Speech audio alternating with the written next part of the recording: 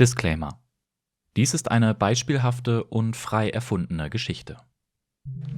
Malik hat seinen ersten Job in einer Bank begonnen. Von Anfang an macht er Überstunden, um seinen hohen Studienkredit abzubezahlen. Nach einigen Monaten fühlt er sich innerlich unruhig. Er hat starke Angst, kann sich jedoch nicht erklären, warum. Geräusche, Gerüche und Lichtquellen in seiner Umgebung nimmt er viel intensiver und störender wahr. Dabei berichten ihm seine KollegInnen, dass alles beim Alten sei. Er schläft viel weniger und hat Schwierigkeiten, sich bei der Arbeit zu konzentrieren und seine Leistung aufrechtzuerhalten. Es fällt ihm schwer, alltäglichen Aufgaben wie Einkaufen und Duschen nachzugehen. Er trifft sich seltener mit seinen Freunden und geht nicht mehr gerne Motorrad fahren. Malik kennt diese Erfahrung bereits aus früheren Stresssituationen. Über die Jahre sind sie jedoch immer intensiver geworden. In Maliks Fall stellen sich die beschriebenen Symptome als Frühwarnzeichen einer Psychose heraus. Weitere Frühwarnzeichen können neben der Reizempfindlichkeit und unbestimmten Angst auch Misstrauen, Gereiztheit und Niedergeschlagenheit sein.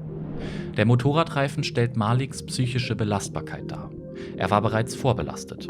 Vorbelastungen können frühe traumatische Erfahrungen wie häusliche Gewalt, genetische Veranlagung oder Drogenkonsum oder Diskriminierungserfahrung sein. In seiner aktuellen Lebensphase baut sich außerdem zunehmend Druck auf.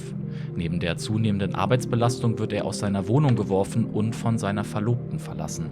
Er hat große Schwierigkeiten, mit dem aktuellen Stress umzugehen. Das alles bringt seinen Reifen zum Platzen. Und Malik entwickelt eine Psychose. Meine Kollegen lästern über mich und machen sich über meine Trennung lustig. Sie hören mich im Büro ab. Sie wollen, dass ich gekündigt. Der Neue meiner Ex hat an meinem Motorrad geschraubt. Die Regierung spioniert um meine Schulden. Um meine Schulden! Malik hat zu viele Gedanken gleichzeitig im Kopf. Er ist überzeugt, dass er verfolgt wird und zieht sich in sein Homeoffice zurück. Dort hört er jedoch weiterhin die Stimmen seiner KollegInnen.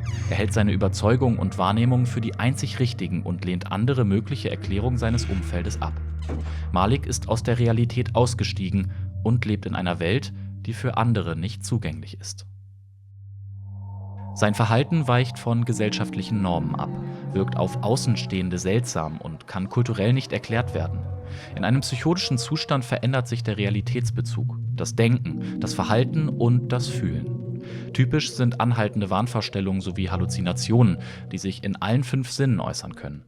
Betroffene fühlen sich beispielsweise verfolgt und bedroht, auch von Menschen, die ihnen nahestehen. Sie können Dinge hören oder sehen, die andere nicht wahrnehmen. Weitere typische Symptome sind desorganisiertes Denken und Sprechen. Gedanken und Sätze brechen zum Beispiel plötzlich ab oder sind für Außenstehende unverständlich. Auch das Verhalten kann desorganisiert sein. Zum Beispiel werden Alltagsaufgaben unvollendet abgebrochen. Häufig verspüren Betroffene innere Unruhe und zeigen unkontrollierte oder aber verlangsamte bis hin zu erstarrte Bewegungen. Zudem kann das Erleben von Emotionen situationsunangemessen stark schwanken, von intensiven Gefühlen bis hin zu Gleichgültigkeit. Auch der Antrieb kann in bestimmten Phasen vermindert sein und mit sozialem Rückzug einhergehen. Psychosen können plötzlich auftreten oder sich schleichend entwickeln. Bei manchen Personen treten Psychosen als einmalige Episode auf, andere wiederum erleben mehrere Phasen im Leben. Psychotische Symptome treten zum Beispiel auf im Rahmen einer Schizophrenie und in einigen Fällen auch bei bipolaren Störungen, schweren depressiven Episoden nach Drogenkonsum oder nach einer Geburt. Dies sollte von einer professionellen Fachperson abgeklärt und diagnostiziert werden. Ein frühzeitiger Behandlungsbeginn kann einem schweren Erkrankungsverlauf entgegenwirken.